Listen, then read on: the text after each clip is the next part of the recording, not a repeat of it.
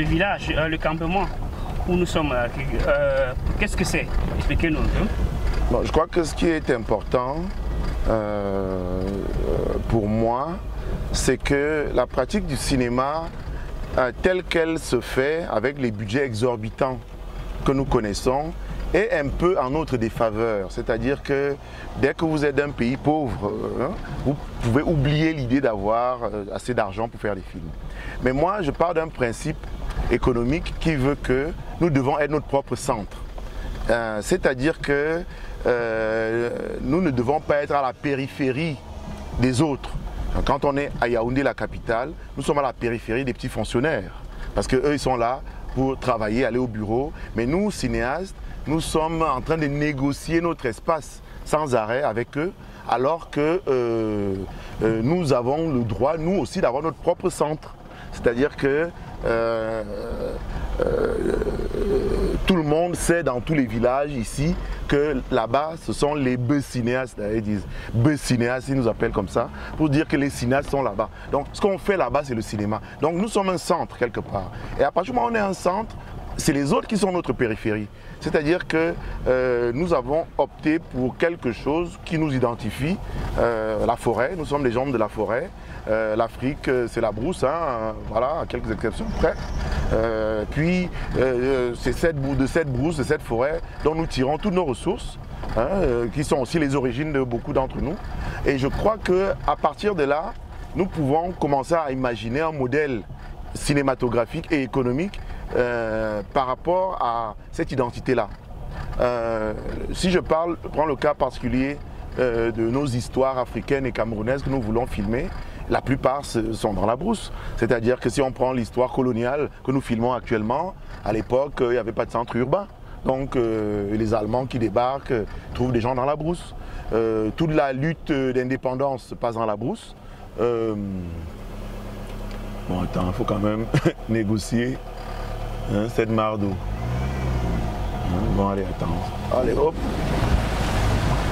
Oui, donc je disais que nous avons tellement d'histoires dans la brousse que c'est dans la brousse qu'il faudrait créer notre studio de cinéma. Si on veut raconter l'histoire des peuples de ce pays, la plupart, c'est dans des contextes comme ceux-ci qu'ils ont évolué. Donc je crois que l'idée d'un cinéma, un studio de cinéma en pleine forêt, n'est pas incompatible avec une certaine idée d'un certain cinéma africain, si tu veux, qui essaye d'être son propre centre. Donc vous imaginez bien que nous mangeons... voilà. Vous imaginez bien que nous mangeons ce qui vient de la brousse, hein, que nous prenons notre petit déjeuner. Pourquoi tu ne me filmes plus? Ah oui, bon, ok. Non, mais parce que je sais pas si... Bon, enfin, non, excuse-moi. Non, je disais que vous imaginez bien que nous mangeons donc ce qui vient de la brousse, de la forêt. Un cobra a été pris au piège la dernière fois et c'était notre petit déjeuner avec des omelettes. Nous avons du manioc, bref. L'idée, c'est effectivement, parce que vous savez, dans les budgets de production, les repas sont quand même importants.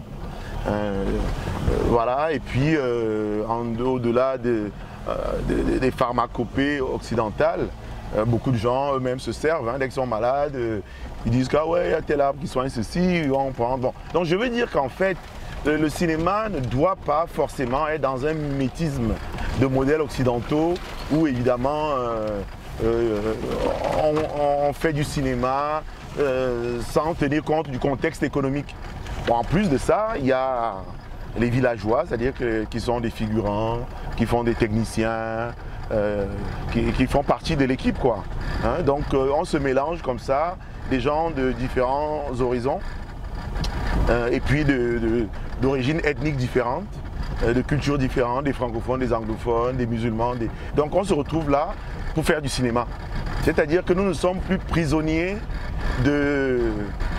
disons, de notre identité dans ce village. Identité, disons, de nos villages où nous devons affronter oncles, tantes, cousins.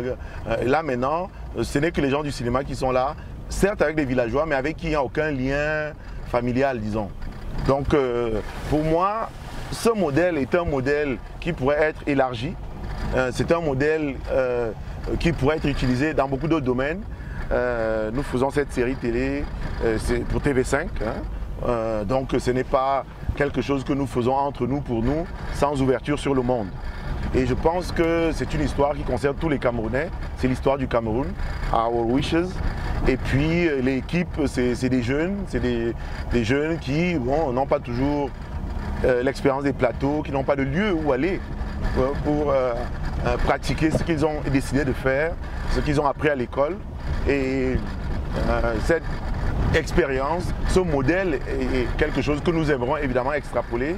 En fait, l'idée au-delà, c'est que chaque personne qui vient sur le site aurait peut-être sa parcelle de terre pour faire ce qu'il aimerait faire, peut-être faire des poissons, peut-être faire des champs.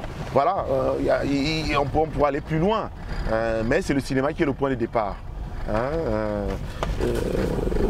j'ai reçu ce terrain parce que, franchement, pour un prix dérisoire, mais un peu grâce à ma mère qui m'a encouragé à le prendre auprès d'un cousin.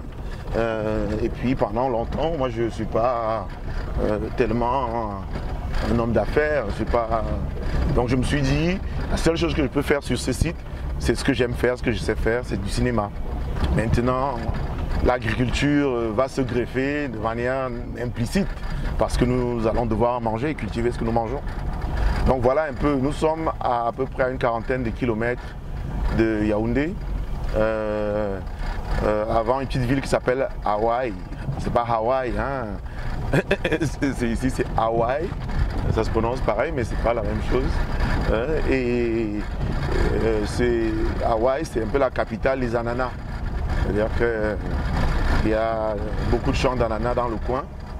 Et voilà un peu ce que font la plupart des gens et qui, dans cette petite ville, se mélange beaucoup d'ailleurs, qui est sur la route nationale 10, qui va au Tchad, en Centrafrique, et au nord du Cameroun, à l'est. Voilà.